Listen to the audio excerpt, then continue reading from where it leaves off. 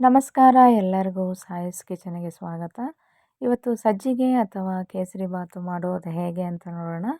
ಮೊದಲಿಗೆ ಒಂದು ಬಾಣಲೆಗೆ 2 ಟೇಬಲ್ ಸ್ಪೂನ್ನಷ್ಟು ನಾನು ತುಪ್ಪ ಹಾಕ್ಕೊಂಡಿದ್ದೀನಿ. ಬಿಸಿ ಆದ ನಂತರ ಅದಕ್ಕೆ ಗೋಡಂಬಿ ಕೂಡ ಹಾಕಿ ಹುರ್ಕೊಳ್ತಾ ಇದ್ದೀನಿ. ಈಗ ಇದಕ್ಕೇನೆ ನಾನು ದ್ರಾಕ್ಷಿ ಕೂಡ ಒಂದು 2 ಟೇಬಲ್ ಸ್ಪೂನಷ್ಟು ಹಾಕಿ ಚೆನ್ನಾಗಿ ಹುರ್ಕೊಳ್ತಾ ಇದ್ದೀನಿ. ಬಣ್ಣ ಬದಲಾಗೋ ತನಕ ಹುರ್ಕೋಬೇಕು.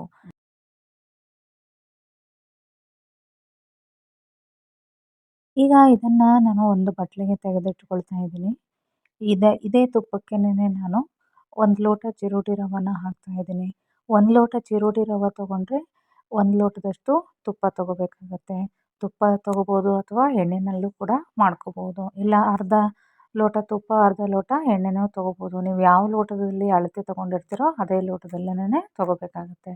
ಈಗ ನಾನಿಲ್ಲಿ ಸ್ವಲ್ಪ ತುಪ್ಪನ ಹಾಕಿ ಹುರ್ಕೊಳ್ತಾ ಇದ್ದೀನಿ. ಈ ತುಪ್ಪ ಹಾಕೋದಕ್ಕಿಂತ ಮುಂಚೆನೂ ಸ್ವಲ್ಪ ಒಂದು ಅರ್ಧದಷ್ಟು ಹುರ್ಕೊಂಡು ಆದಮೇಲೆ ನಾನು ತುಪ್ಪ ಹಾಕಿ ತಿರ್ಗಾ ಹುರ್ಕೊಳ್ತಾ ಇದ್ದೀನಿ ಇಲ್ಲಿ. ಈಗ ಇದಕ್ಕೆ ನಾನು ಸ್ವಲ್ಪ ಎಣ್ಣೆ ಕೂಡ ಮಿಕ್ಸ್ ಮಾಡ್ತಾ ಇದ್ದೀನಿ. ನಾನು 3/4 ಲೋಟ ತುಪ್ಪ ತೊಗೊಂಡಿದ್ದೀನಿ. 1/4 ಲೋಟದಷ್ಟು ನಾನು ರಿಫೈನ್ಡ್ ಆಯಿಲ್ನ ತೊಗೊಂಡು ಹುರ್ಕೊಳ್ತಾ ಇದ್ದೀನಿ. ಮೀಡಿಯಮ್ ಉರಿನಲ್ಲೇ ಇದನ್ನು ಹುರ್ಕೋಬೇಕಾಗತ್ತೆ.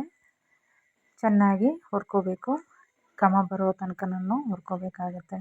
ಈಗ ಇದು ಆಗಿದೆ. ಈಗ ಇದಕ್ಕೆ ನಾನು ಒಂದು 2 ಲೋಟದಷ್ಟು ನಾನು ನೀರನ್ನ ಹಾಕ್ತಾ ಇದ್ದೀನಿ. ನೀರನ್ನ ಕುದಿಸಿ ಇಟ್ಕೊಂಡಿದ್ದೀನಿ. ಆ ನೀರನ್ನ ಹಾಕ್ತಾ ಇದ್ದೀನಿ. ಕುದಿಯೋ ಅಂಥ ನೀರನ್ನ ಹಾಕಬೇಕು. ಹಾಗೆ ಒಂದು 1/4 ಲೋಟದಷ್ಟು ನಾನು ಹಾಲನ್ನ ಕೂಡ ಹಾಕ್ತಾ ಇದ್ದೀನಿ ಇದಕ್ಕೆ. ಇದು ಚೆನ್ನಾಗಿ ಬೇಯಬೇಕು. ನೋಡಿ, ಇದು ಗಟ್ಟಿ ಆಗ್ತಾ ಬರ್ತಾ ಇದೆ. ಈಗ ಇದಕ್ಕೆ ನಾನು ಉಳಿದಿರುವಂತಹ ತುಪ್ಪನ ಹಾಕಿ ಚೆನ್ನಾಗಿ ಮಿಕ್ಸ್ ಮಾಡ್ಕೊಳ್ತಾ ಇದ್ದೀನಿ. ಇದು 1 ನಿಮಿಷ ಚೆನ್ನಾಗಿ ಮಿಕ್ಸ್ ಮಾಡ್ಕೊಳ್ಳಿ. ಈ ಮಿಕ್ಸ್ ಆದ ನಂತರ ಇದಕ್ಕೆ ನಾನು ಸಕ್ಕರೆ ಹಾಕ್ತೀನಿ. 1 ಲೋಟ ರವೆಗೆ ನಾನು 1/4 ಲೋಟದಷ್ಟು ನಾನು ಸಕ್ಕರೆ ತೊಗೊಂಡಿದ್ದೀನಿ. ಅಥವಾ ಇನ್ನೊಂದು ಸ್ವಲ್ಪ ಸಿಹಿ ಬೇಕು ಅನ್ನೋದಾದರೆ 2 ಲೋಟದಷ್ಟು ನೀವು ಸಕ್ಕರೆ ತೊಗೋಬೋದು. 1:2 ರೇಷಿಯೋದಲ್ಲಿ ತೊಗೋಬೋದು. ಈ ಸಕ್ಕರೆ ಹಾಕಿ ಚೆನ್ನಾಗಿ ಮಿಕ್ಸ್ ಮಾಡ್ಕೋಬೇಕು.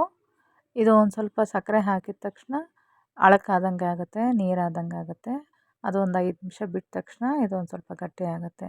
ಇದನ್ನು ಸ್ವಲ್ಪ ಗಟ್ಟಿ ಆದ ನಂತರ ಇದಕ್ಕೆ ನಾನು ಸ್ವಲ್ಪ ಕೇಸರಿ ಹಾಕ್ತೀನಿ. ಒಂದು 7-8 ದಳದಷ್ಟು ನಾನು ಇದನ್ನು ಕೇಸರಿ ಪುಡಿ ಮಾಡಿ ಇದಕ್ಕೆ ಕೇಸರಿ ಹಾಕ್ತೀನಿ.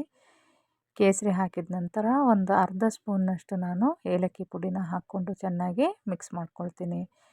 ಸಾಮಾನ್ಯವಾಗಿ ನಾವು ಸಜ್ಜಿಗೆನ ಚಿರೋಟಿ ರವೆನಲ್ಲೇ ಮಾಡ್ತೀವಿ. ಅಂದರೆ ಸಣ್ಣ ರವೆನಲ್ಲೇ ನಾವು ಮಾಡ್ಕೋಬೇಕಾಗತ್ತೆ. ಇಲ್ಲ ಅಂತ ಅಂದರೆ ಉಪ್ಪಿಟ್ಟಿನ ರವೆದಲ್ಲಿ ಮಾಡಿದರೆ ಅಷ್ಟು ಚೆನ್ನಾಗಿ ಬರೋಲ್ಲ. ಹಾಗಾಗಿ ಚಿರೋಟಿ ರವೆದಲ್ಲೇ ನಾವು ಸಜ್ಜಿಗೆನ ಮಾಡ್ಕೋಬೇಕಾಗತ್ತೆ. ಈಗ ನೋಡಿ, ಸಕ್ಕರೆ ಹಾಕಿದಾಗ ಅಳಕಾಗಿತ್ತು. ಈಗ ಒಂದು ಸ್ವಲ್ಪ ಗಟ್ಟಿ ಆಗ್ತಾ ಬರ್ತಾ ಇದೆ. ಇನ್ನೊಂದು ಸ್ವಲ್ಪ ಗಟ್ಟಿ ಆದ ತಕ್ಷಣ ಇದನ್ನು ನಾವು ಹುರಿದಿಟ್ಟಿರೋ ದ್ರಾಕ್ಷಿ ಗೋಡಂಬಿನ ನಾವು ಇದಕ್ಕೆ ಹಾಕಿ ಆಫ್ ಮಾಡಿಕೊಂಡ್ರೆ ಆಗುತ್ತೆ. ಈಗ ನೋಡಿ, ಇದಾಗ್ತಾ ಇದೆ. ಈಗ ಇದಕ್ಕೆ ನಾನು ಹುರಿದಿಟ್ಟಿರೋ ಅಂತಹ ದ್ರಾಕ್ಷಿ ಗೋಡಂಬಿನ ಹಾಕಿ ನಾನು ಮಿಕ್ಸ್ ಮಾಡ್ಕೊತೀನಿ ಚೆನ್ನಾಗಿ. ಇದಕ್ಕೇನೆ ನೀವು ಬಾಳೆಹಣ್ಣು ಸಣ್ಣದಾಗಿ ಹೆಚ್ಚಿ ಹಾಕೋದ್ರಿಂದ ಸಪಾದ ಭಕ್ಷ್ಯ ಆಗುತ್ತೆ. ಅಂದರೆ ಸತ್ಯನಾರಾಯಣ ಪೂಜೆಗೆ ಪ್ರಸಾದನ ನಾವು ಮಾಡ್ತೀವಲ್ಲ, ಅದು ಕೂಡ ಆಗುತ್ತೆ. ಈಗ ಚೆನ್ನಾಗಿ ಇದನ್ನು ಮಿಕ್ಸ್ ಮಾಡ್ಕೊಳ್ತಾ ಇದ್ದೀನಿ ದ್ರಾಕ್ಷಿ ಗೋಡಂಬಿನ. ಈಗ ಇದು ಸ್ವಲ್ಪ ಗಟ್ಟಿಯಾಗಿದೆ ನೋಡಿ. ಇಷ್ಟಾದರೆ ಸಾಕು. ಇದು ಆರಿದ ಮೇಲೆ ಇನ್ನೂ ಒಂದು ಸ್ವಲ್ಪ ಗಟ್ಟಿಯಾಗುತ್ತೆ. ಈಗ ಸಜ್ಜಿಗೆ ರೆಡಿಯಾಗಿದೆ. ಧನ್ಯವಾದಗಳು.